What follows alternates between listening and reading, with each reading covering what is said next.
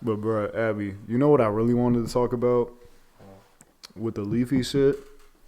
Cause like how we were talking about, or like, you know, everybody that like pays attention to the YouTube side of things, they know that like 2016, that like that 2015, 2016 time of YouTube was toxic as fuck. And it's like Leafy was one of like the forefronts of that shit. I used to fuck with Leafy though. Yeah, no, Leafy at one point in time, I don't even know if he was ever funny, but it was. I don't know why I was interested in his shit. He was interesting. It was just interesting because it was like because he like now his format style of like making videos is so oversaturated that it's like you've seen them all, but he was really the one that the first people to if he didn't make it, he definitely popularized it. Yeah, just playing games over. And just like talking about over about the topic or something. And like this one video, I think it was this dude that was named like Employeon or something like that. He like the YouTube sphere knows who I'm talking about, but like you remember Grade A Under A, bro? Yeah, he was, bro. He was actually like pretty solid at one point, but then he just like Nah, it wasn't even that. I stopped fucking with him before that because like it was either the fact that he got too political or it was like the whole shit with like when him, Leafy, and Keemstar were beefing. It was like it was so much going on, and it was just like. But that was the prime YouTube, bro. 2013. Yeah. So many people came up off that, bro. Bruh, but it was like a lot of people that really was like up there at the top. They just like it's not even now where it's like Ricegum came up around 2016, 2017. It's like he's not in the limelight, but you know, he secured his bag and moved on. A lot of people, they just fell off the face of the earth. But it's like Leafy was one of those ones that because I remember they said something like hackers had hacked into his like PayPal and seen how much money he had, and he had like a smooth like $3 million in his account. Like Leafy was really capitalizing off those videos of him fucking making fun of like little kids. Yeah, like 11-year-olds. I hated that stigma like where niggas like Leafy and Ricegum got where like especially when idubbbz got on, it was like, bro, y'all bullying little kids. It's like not really, bro. I mean, not really, bro, but that shit funny, bro. Nah, because it was like Ricegum. I feel like Ricegum got way more shit than he should have because his was more playful. Leafy got to a point where he was like really coming after, and his fan base was so fucking toxic. But the thing about Ricegum is, he wasn't just the joint popularizing that these kids must be stopped. That shit was playful. It was playful, but he was getting a lot of shit for that. That's what I'm saying. Like the musical kids started fucking with him first, like after he did these kids must be stopped. Like that shit was playful, and then they started dissing him. Then that's when the diss track. Like that. I think that's why Ricegum is still. I mean, Ricegum's done some foul shit, like when he was like spraying the money on the homeless people and shit. But it's like. You know, he gets a lot more shit than he really should. Like, he doesn't deserve the amount of hate that he gets. That's probably the only thing that I'll be like, okay, I see what y'all like. Just the flexing, just him flexing. But even like But even like the casual flexing that they be complaining about in videos, it don't even be that serious. Like, because a lot of people never made that homeless point until it was like the idubbbz vid. But I like that was one where I seen that shit because I think that was the vlog where Ugly Guy was in. Because I watched it and I was like. Now that's actually pretty foul. Like I'm not about to go all out for it, but it's like, bro, somebody got to point this shit out because that shit had all love before somebody was making videos on it. But like they'll be talking down on him for like flexing that he has like Supreme and shit, and like majority of his following is kids. Which first of all, unless if you're setting out and being like, all right, I can't wait to capitalize off the 9-year-old demographic, you don't know what the fuck your audience is about to be when you start doing the YouTube shit. You know, you can't it's different. Like you can't really help who your audience is. And it's like, it's different when like they were getting shit for the gambling joint when yeah, but it's also like, bro, like it's a sponsorship. It's not my fault that this shit is janky. You know, it's like, do you know how many Instagram comedians? I would have took that back. Bro, Ricegum was like, Keemstar got 6 figures. What do you think I got? I'm like, bruh, I'm taking 5 figures for that shit. No questions asked. If somebody's mom starts blasting my phone, trying to come after me, like, them niggas took that shit too. Bruh, no, they took, like, that was people feeding for content. And I think it was H3 that started that shit. H3 was like, H3 just started that shit. Bro, like H3, like just don't like Ricegum. No, because that's what, like H3. I think H3 was never somebody that I would consistently watch, but I would come across this shit every other now and then, and I would be like, oh, okay, you know, it's solid. Yeah. Now it's like, bro, he be trying too hard to like find something, you know, and it's like, bro. Because it's like, yeah, you can't tell who your child audience is. I'm securing a fucking bag regardless. Like, and that's like, right, like at the end of the day, it's like, you know, I'm not the biggest diehard Ricegum fan. For somebody who's trying to make it to any degree, like not even off this YouTube shit, just in fucking life, I can respect the fact that that man really like started from ground zero with like the YouTube shit and the stream and the Twitch shit. And was able to like make 7+ figures off that shit, you know? And like Ricegum has had a pretty successful career in of itself. Like if you really look at it, like aside from the YouTube shit, the man had a fucking platinum song. Yeah, and he was on a Super Bowl commercial. Yeah, like Ricegum gets a lot more shit than he really should.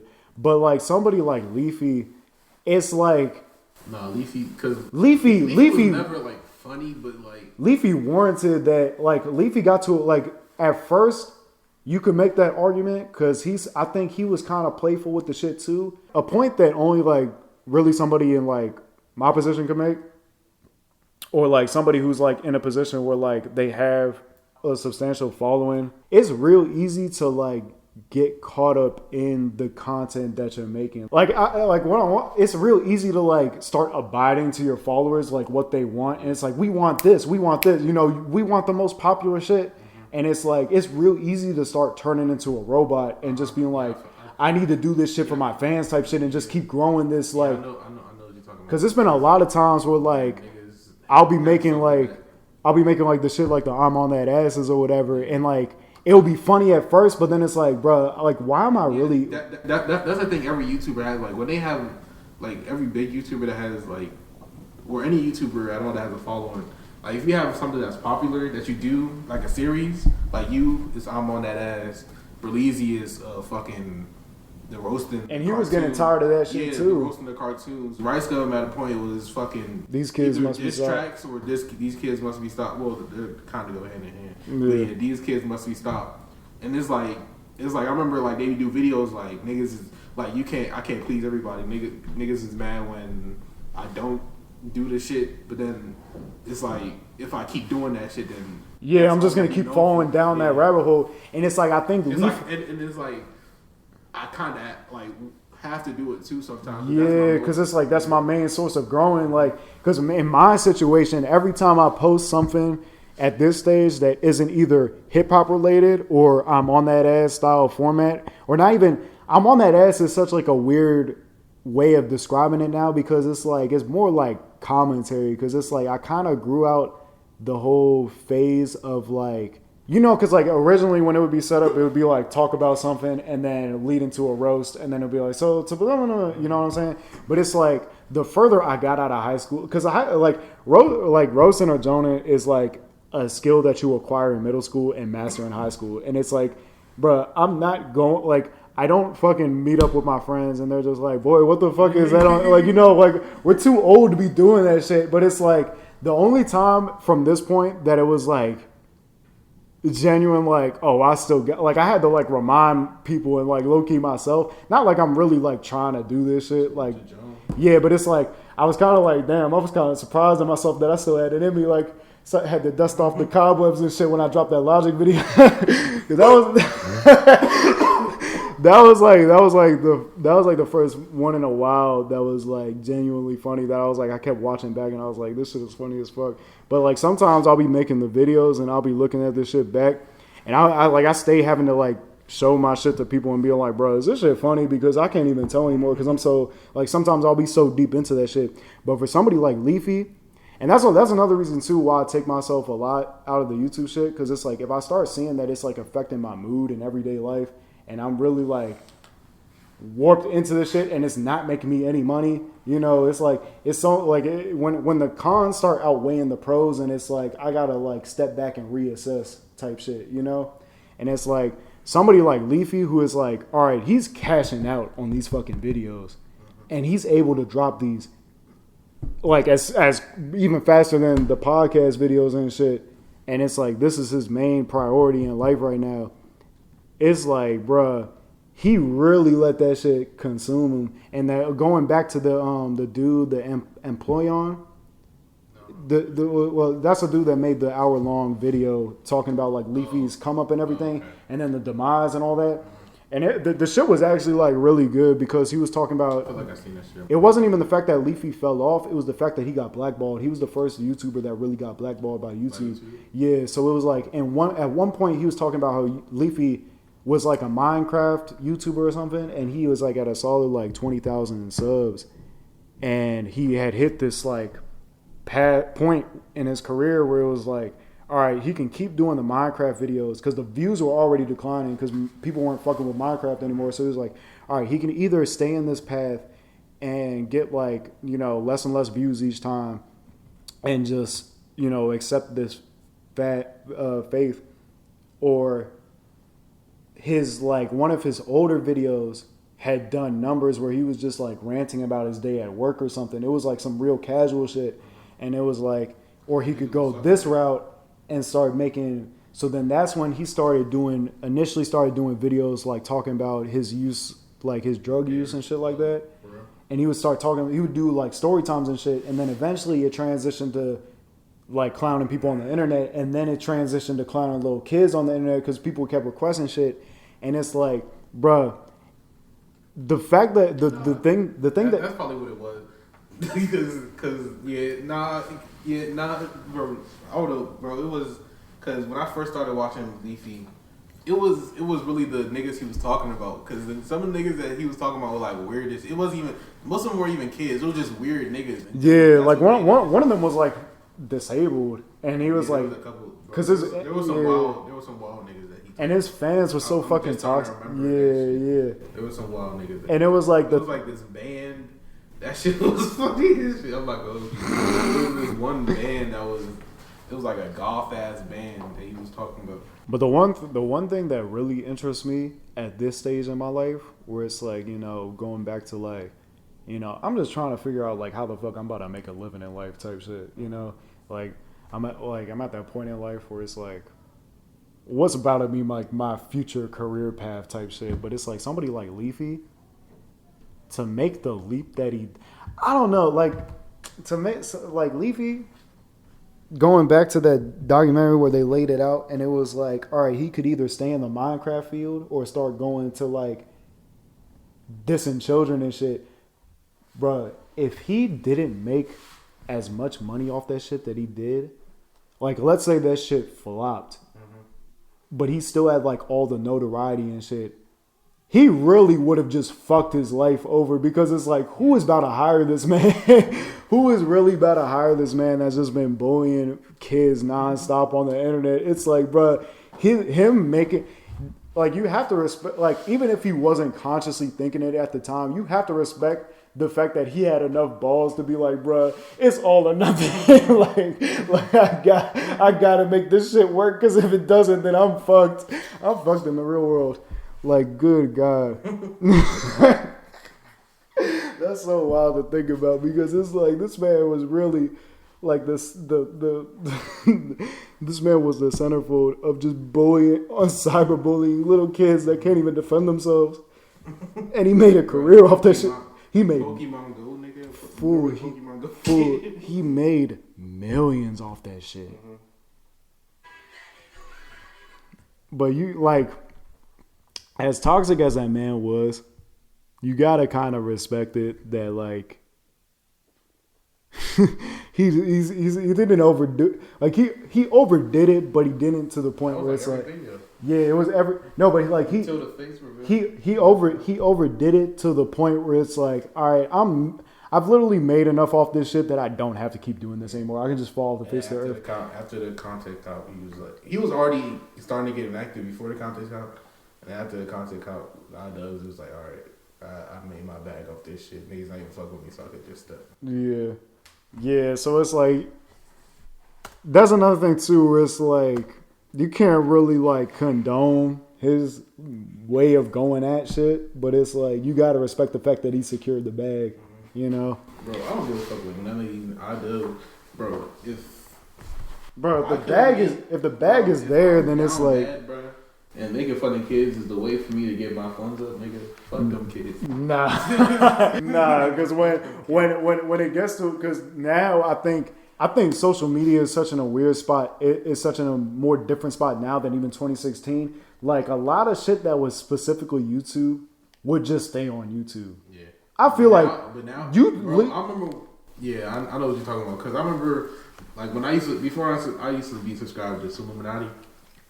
And I remember like when he first got what the ass video, the ass videos was that shit was viral.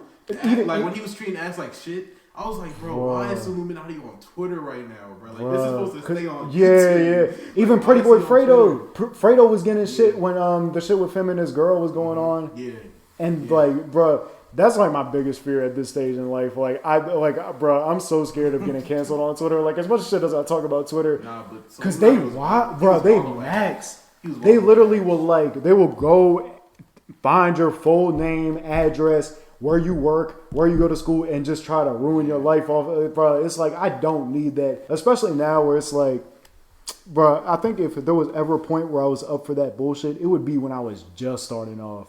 I'm too like comfortable in this shit that it's like, bro, I'm not that pressed to get to a mill this quickly, you know? I will go about it however I choose, but I do not need all the fucking cancel culture negative energy. And it's like if Leafy was coming up right now doing that shit, they would be on his ass. All it takes is one clip. YouTube used to be a cool place in the sense where, like, unless if you're really intertwined with that culture, you wouldn't, like, people wouldn't know what the fuck is going on. So, like, YouTube shit would stay on YouTube shit. I felt even weird posting the little clip for not the clip, but, like, the little thing with idubbbz in the thumbnail, because I'm like, bro, people might take this the wrong way and think that I'm condoning this shit when it's like, you know, that's why I had to put a disclaimer. I'm like, bro, if you don't know the YouTube shit, you're not going to know what's going on. So I had to, like, basically... You know, we're pointing out the fact that, like, people back in the day used to throw hard R's and just not give a fuck. It was, like, a different time and shit. It wasn't even, like, a real purpose to that video, but it's like, bruh, the last thing I need is for somebody to pull up my whole fucking address and just be like, all right, Twitter, do your thing. Let's ruin his life before it even starts, like, shit. But it's like, yeah. Like, Leafy probably... Nah, because Leafy got a lot of shit, too. Because remember...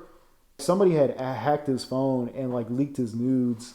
No, I've never seen that. Yeah, somebody had leaked his nudes, and somebody had leaked a sex tape from him. And somebody had, the bank account shit. Because YouTube is pretty fucking toxic in of itself too. Like the fact that you'll be live streaming and they swat your house and shit. Yeah. Oh my, I don't remember. Low key, YouTube is actually worse than Twitter, but YouTube is like. They're more like reserved on who they go after. Yeah, Twitter is just rambunctious. That always used to stream. His name was like Ice something. Ice Poseidon? I think he's white. That sounds familiar. Ice Poseidon. I think that was him.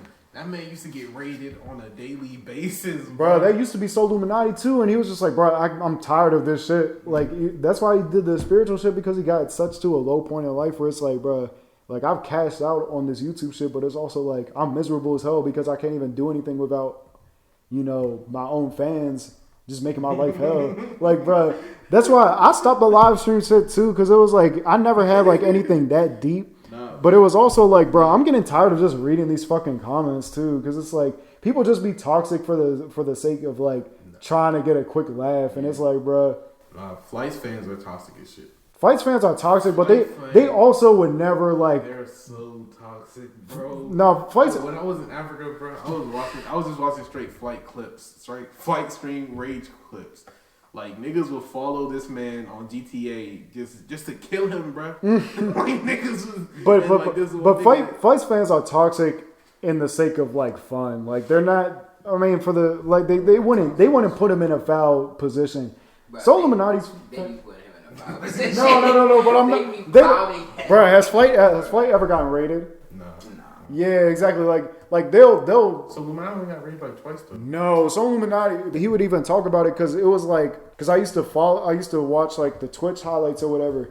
It would be like, even if they didn't come into the house, it would be like every other day. Like, it got so bad that he had to put like a sign at the front of his door that like, people will call in false reports and they still banging on the door trying to break in. Like, there was one time where he damn near got arrested because he had a bunch of weed on the table and the police came into his house. Bro, people get arrested for that. People had gotten arrested for that shit in the past. That, bro, remember the dude when they reported it on dramaalert?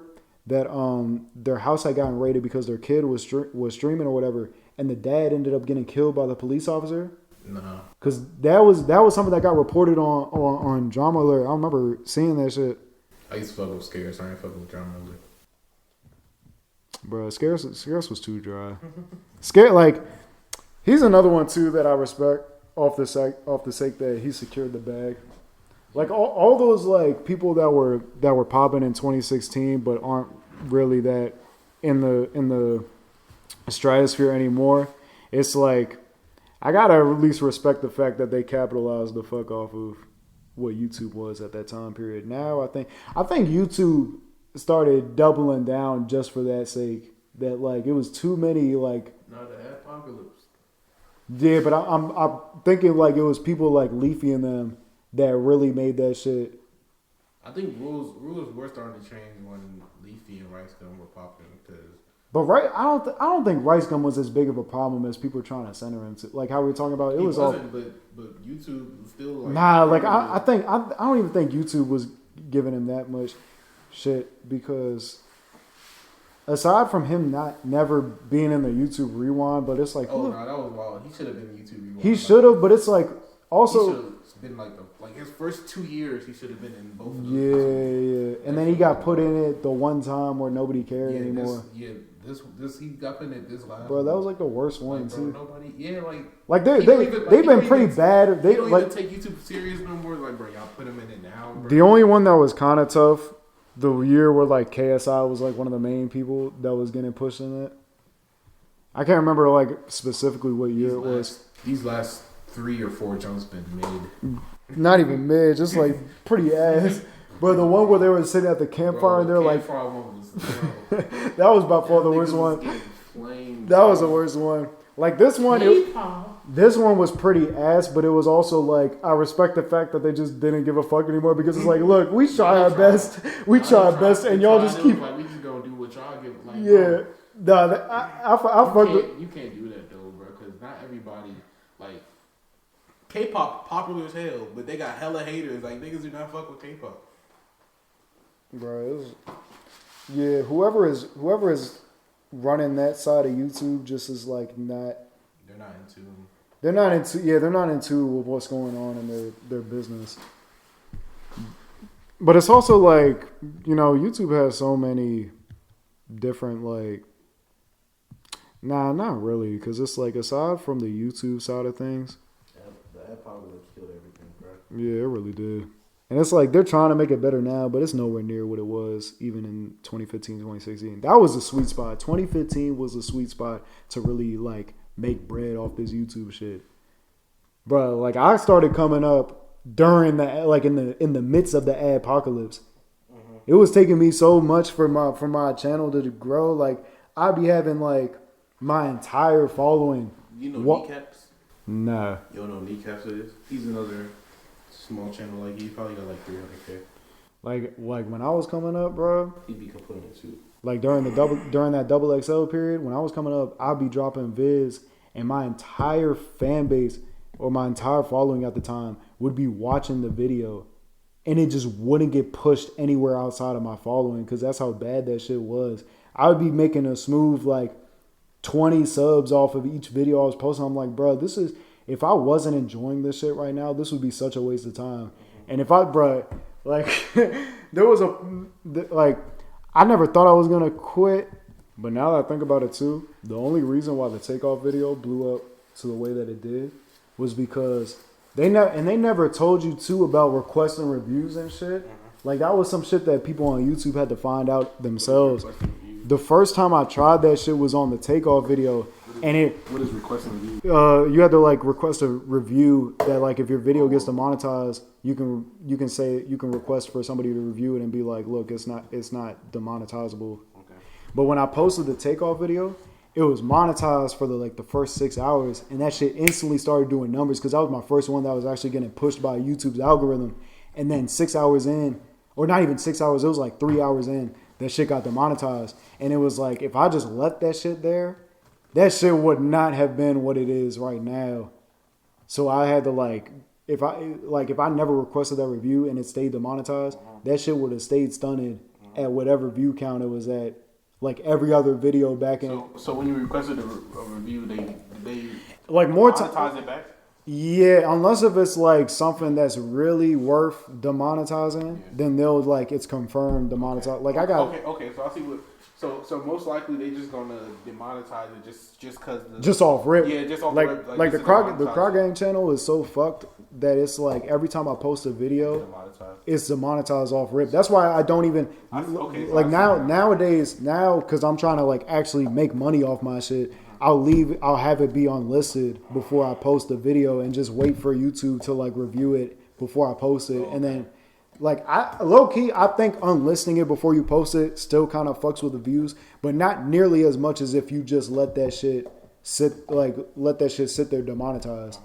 Because demonetized, they are not pushing that shit at all. No matter how much they try to say that being demonetized doesn't affect with that shit showing up in your recommended. Anybody who pays attention to that shit knows. Like, I was finding out about that shit before, like, PewDiePie and, like, dramaalert were, like, reporting on that shit. Like, bro, I was really in the trenches struggling with this demonetization shit. So now, since the apocalypse, they just demonetize everything, and you got to get that shit reviewed. Yeah, unless if you're somebody who, like, has a clean...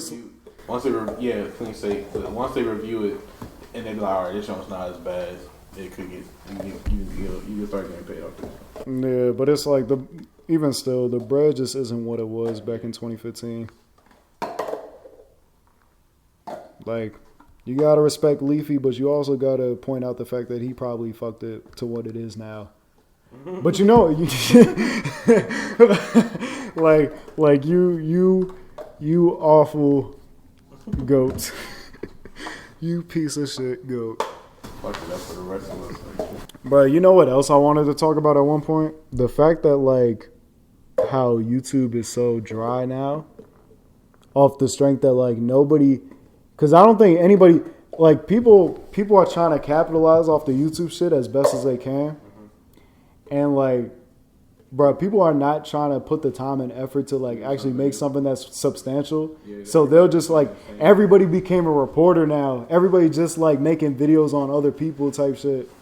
Like if they're not doing like a podcast, they're doing you better stop.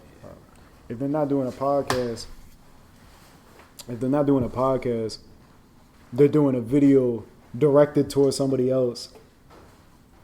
And it's just like everybody's dropping like negative videos on other, like judging and critiquing other people and shit. I don't know. It's in such a weird space now. That's why YouTube's so dry now. Nobody, like they said the golden age of YouTube died. It definitely did. Because we're never going to see like another. Yeah. Like even if somebody does come up like that, it's not enough. Like that was like everybody was coming up the same way. Baby, I can't go on, so I gotta tell you when I write this song. So I gotta tell you when I write this song. So I gotta tell you when I write this song. Baby, I can't go on, so I gotta tell you when I write this song. So I gotta tell you when I write this song. So I gotta tell you when I write this song.